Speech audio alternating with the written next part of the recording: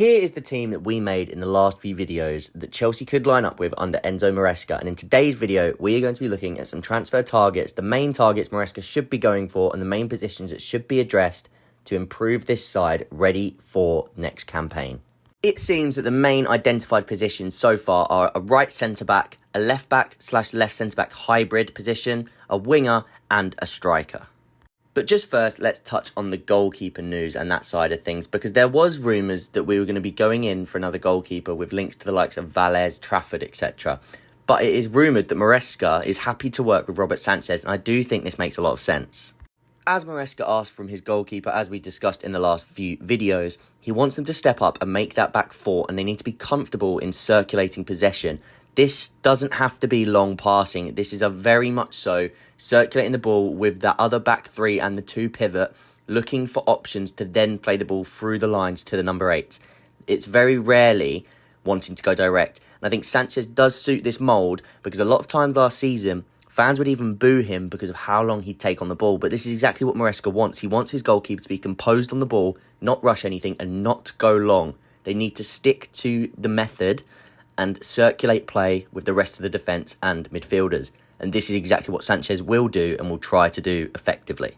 And before we speak about the other centre-back targets, it's important to mention Tosin joining on a free from Fulham. He adds a lot to the team. As I said, he's on a free, but he's 6'5". He has that physical prowess. He's very good on the ball. He's 26, so a bit more experienced, and he's played in the Premier League. I do see him as more of a central centre-back when playing in that back three, but it's important to note he can also play as a right centre-back. He is still quick and does have that physical prowess, but I do think there's other areas, especially that right centre-back role, we should be going for, and we're going to speak about that now. Now, in these wide centre-back areas, what is wanted from Maresca? They are going to need to defend those channels in recovery. A lot of the time for Leicester last season, they got caught on the counter-attack in these channels due to having slower and less physically able players to recover in those channels. As I always refer to, Man City have Kyle Walker and Gvardiol, Arsenal have Rice, who can recover well, and Saliba, and even Tottenham signed Van de Ven for this purpose. So it's important that you address this situation. Now, I do think one solution would be to just keep Trevor Chalobah, but I'm so reluctant to side with that because I don't think they're going to do it. I would love him to stay, and I also think that means you can hold off on another right centre-back signing for now, especially whilst you wait and see how Fofana comes back, because if he does get back to full fitness, he does become your starting right centre-back. He fits all those qualities perfectly. But the thing is with Chalobah, I'm very sure, or at least 85 to 90% sure they're going to try to sell him just to balance the books. So I'm reluctant to side with that option, which is why we're going to go into a few right centre-back targets in my mind. So let's speak about my number one choice, which would be Diomande from Sporting. He suits like a glove in the sense that he is a perfect recovery channel defender, similarly to Wes Fofana, who we don't know if he's going to be back from injury, as I said. Top 94 percentile in passes attempted, has a 91.6 pass completion, which is in the top 97 percentile, and makes 5.15 progressive passes per game in the top 91 percentile. He's a top-level passer. He's played in a back three system, which he would be doing in possession for Maresca. His recovery speed is perfect, and he is just a physical monster. He's got scope to improve even further, and he's just that exact channel defender that will break you out of jail so many times, in the same light that I always speak about Gvardiol for Manchester City and Kyle Walker and Van de Ven. This is exactly what Chelsea would need. To mention a few other options, of course, we have Euro from Lille. He is one of those diamond talents that everybody's looking at. He looks like Madrid are going to be going in for him, and if Madrid are on the table, I would be surprised he doesn't end up at Madrid. But he is another one that has a lot of the qualities we're talking about. And then Tobido as well. He's another one that has these recovery pace qualities. He's good enough on the ball, and he could definitely take the step to the Premier League. He's one to watch because I think he's one of those ones where if people don't get their top targets, a lot of teams will start to sniff around him, and Manchester United is another one that I think could start to look at him.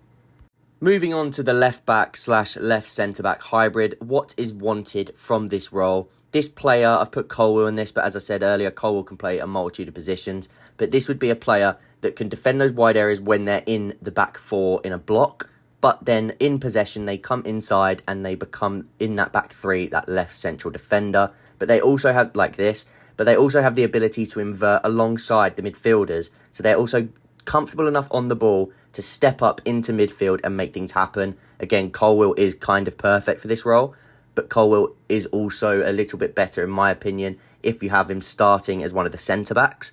But he could definitely do this role. But let's look at a few more options that we could improve on in this role to add alongside Cucurella. My number one choice would be Calafiori from Bologna. Again, I've done so much work on Bologna this season and Motta in general, and it does look like Calafiori could be following Motta to Juventus. The fee is such good value for money. It's about 20 to 25 million pounds. It would just be ridiculously good. He suits that role absolutely down to the ground. He's a high-level passer. He's so used to that zone replacement, stepping up into midfield if he needs to. So comfortable on the ball, driving forward as that left centre-back hybrid role. He can drive it forward down into those spaces. Again, he just suits the system so perfectly. 1.92 interceptions, 1.8 tackles per game. He's a very high IQ player, and he's just the perfect mould of player at a great value for this team. Another option would be Murillo, who has joined Nottingham Forest this season, and he was absolutely brilliant. He's another young defender. He's aggressive in the tackle. He's very good on the ball again, and he would be a very good fit to also take up this role. Probably a little bit more money than Calafiori, so that's why he's not up there with my number one choices, but he is definitely one to watch out for. Then probably my favourite option that is a little bit different and probably isn't as suited to that left centre-back role, but can definitely invert and even provide width if needed, is Bradley Locko. I've done a piece on him this season. I think he's absolutely brilliant. I think he's going to explode, and I think he's going to get a big move soon. Athleticism, ability to drive the ball, progressive passer, he's got it all. And a few other options that I haven't got pictures of, but I'm just going to name. Kirkes, somebody I loved when he was at AZ. Again, I think the value for money right now, probably not quite there, but he's definitely one who has the skill set to improve and go further. Hartman was one of my choices, but I don't think he quite suits the system that Maresca would play. And Hincapi is another one that you could see come in. I think he's another player that is definitely specifically suited to that left centre-back / left-back hybrid role. And he's even statistically better than Calafiori. Again, playing in a better Bayer Leverkusen team, but he will cost a lot more money. He's probably going to cost around 60, 70 million pounds. Moving on to the winger, what is wanted of the winger for Enzo Maresca? They are going to look for 1v1 isolations, and as we said in my last video about Maresca's system, these wingers have a responsibility to pin the opposition defence and stay really high and wide. These players then have to be direct when they get the ball. They need to look to take on their man. They are going to provide all the width, and they need to get to the byline and try to provide those little game-breaking bits of magic. These wingers will be put into the positions to succeed with those overload to isolate situations where you overload one side of the pitch, get the switch over to your winger, and then you're going to let them go 1v1 with their fullback, either cut inside, get a shot away, or get to the byline and put something into the box. These are your game-changing positions. And who better to speak about for my number one target than Michael Olise? He has that star power. He's a 1v1 specialist. He's a creator. He's an elite level talent. He makes 4.8 progressive carries per 90, 2.82 successful take-ons, 5.51 progressive passes per 90, and his goals, his assists, his goal creation numbers, they're all excellent. He has 5.79 shot creating actions per 90. This is a game-changing talent. If you give him those 1v1 isolations and get out of his way, he will make things happen. I'm going to go into a Elise video in the future to show, especially if it happens, to show exactly how it would work. Because I think the dynamic between him and Cole Palmer, switching between that right attacking number 8 and that right wing, and having that little combination on that side with both of their left foots in and around the same area, I think that is extremely dangerous.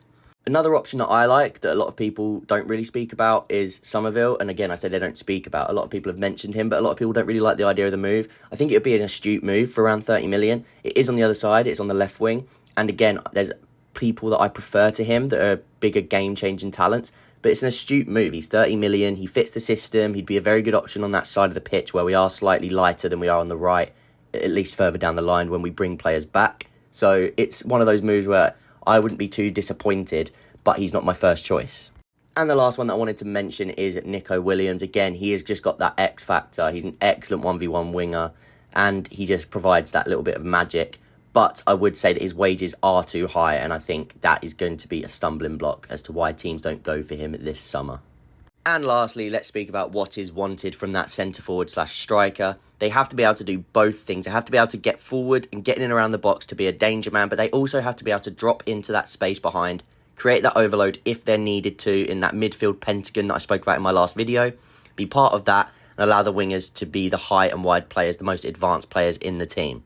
Now, I'm not going to go into too much detail about Victor Osimhen. There's a video on my channel if you want to go check that out. I do think he would have been a massive ceiling raiser for this team, and he would have offered something that we really lack in terms of a bully, box-dominant striker. But again, I do slightly understand the money, the injury issues that he has had. So in which case, he's not going to be my number one choice anymore. I've said I wanted him all summer, and I'm not going to pretend I didn't. But my next option is now my number one. Moving on to my number one option now, it would be Benjamin Sesko. He has got ridiculous untapped aerial potential. He's 6'4". He's got that Zlatan-esque acrobatic style. He has got clever movement. He's an all-round player. He can drop into the pockets and play. Like I said, he's got that 6'4" frame. He's a good value move. He's cheaper than the likes of Osimhen. Arsenal and Manchester United are also knocking on the door. He has got that high-level goal scorer. He achieves above his XG in the top 96 percentile for that matter, actually. And again, I just think he's got such untapped potential to go even further than he already has. 2.89 shots per 90, 1.54 on target. He's got technical ability and that untapped goal scoring ability, and especially in the aerial department. There's levels this guy can go to, and he can be a game-changing talent. It might not hit the ground running straight away, but you're looking at an exceptional talent that adds something we don't already have. My third choice is one to mention that a lot of people haven't spoke about, and it's Dovbyk from Girona. For me, he's a clever move. He'd be cheaper, and he wouldn't demand all the minutes from Nicholas Jackson, so you could have them playing together and rotating minutes. He offers a different profile that we need. He's been prolific. He adds that box dominance. He's good in the air, and I just think he'd be a very astute move. Speaking of an astute move, of course, you have to mention Guirassy. Very good value with that release clause around 20 million. He's cheap and effective option. He'd work with Jackson, and again, he offers something different. I had to mention Evan Ferguson just because everybody else is. He's seen as this untapped potential player, and I do agree to that extent. I do think there's a massively good player in there, but I wouldn't go near him for the price that Brighton would require to get him out of there. And lastly, to speak about Julian Alvarez with the links that come out yesterday, I do think you've got a similar profile in Christopher Nkunku if you're going to play a profile like this in the number 9. But what you get with Alvarez, playing him in that number 9, his ball striking is absolutely superb. He works his socks off. He's a brilliant presser from the front. And again, he wants those minutes, and he's also done it in the Premier League now. So he would be a very good move, and I would love him to come because, again, I'm a massive fan of him. He's brilliant friends with Enzo. I think they're best friends, actually. But to the point of, I would love him at this club, but I don't think it's the most clever move you can make. But if he came in, 1, I'd be ecstatic. 2, I think he'd be brilliant. And 3, I think everybody would get behind that move. So, based on what we've said, how could it all look? This is the lineup that we've produced with those 4 transfers. Again, things can change. I don't think it's optimal to have Nkunku out on that left-hand side. I've said that in my previous videos. Go check them out. But again, this could be Mudryk further down the line when Mudryk becomes astute within this system, as I've put here. Diomande, again, brilliant. If Fofana becomes fit, he can then also take up that role. Diomande can play central. Colwill can go over to that left centre-back. There's so many options you can use. Calafiori, if you can get that over the line, get it over the line. It's absolutely ridiculously good value. Sesko, again, untapped potential, brings a different profile that we need. And then the main man, Elise, he would be the star power adding to that right-hand side with Cole Palmer. He'd add goals, he'd add assists, he'd add flair. He would add everything to this team, and the fans would absolutely love him. So, if you've enjoyed this video, go leave it a like. Stay tuned, and also let me know which of these players, any players that I've mentioned today, or even if there's none that I haven't mentioned today, let me know if there's any you want a more detailed breakdown of in one of the future videos. So let me know and stay tuned.